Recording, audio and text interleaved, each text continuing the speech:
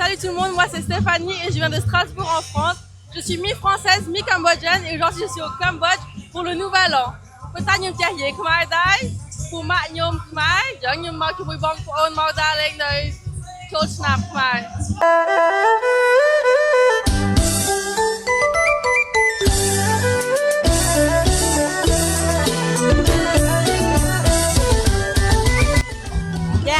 ជំរាបសួរអ្នកខ្ញុំយ៉ាងនៅរុំឲ្យភូមិសាច់ដែតថ្ងៃនេះខាងភូមិសាច់ដែតហើយមាន2វត្តដែលធ្វើសង្ក្រាន្តឆ្នាំថ្មីនេះជាថ្ងៃទី2របស់វត្តភូមិថ្មីនិងវត្តព្រែកសំរោងដែលមានប្រជាពលរដ្ឋចូលរួមយ៉ាងច្រើនកកក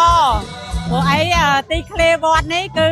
យើងគោរពធ្វើសង្ក្រាន្តជារៀងរាល់ឆ្នាំដើម្បីអបអរសាទរជន់បិណ្ឌចូលឆ្នាំថ្មីប្រពៃណីជាតិយើងនេះគឺក្នុងមួយឆ្នាំយើងមានជួលភ្លេងសម្រាប់រាំកំសាន្តជូនដល់បងប្អូនប្រជាពលរដ្ឋរាំលេងសប្បាយរីករាយហើយក្នុងការពារសន្តិសុខសុវត្ថិភាពមានសន្តិសុខសុវត្ថិភាពគឺល្អអត់ដែលមានបញ្ហាអ្វីកើតឡើងទេអ្នកខ្ញុំសូមជូនពរដល់ថ្នាក់ដឹកនាំមានសម្ដេចបវរធម្មដីហ៊ុនម៉ាណែតជាប្រមុខរាជរដ្ឋាភិបាលដឹកនាំដល់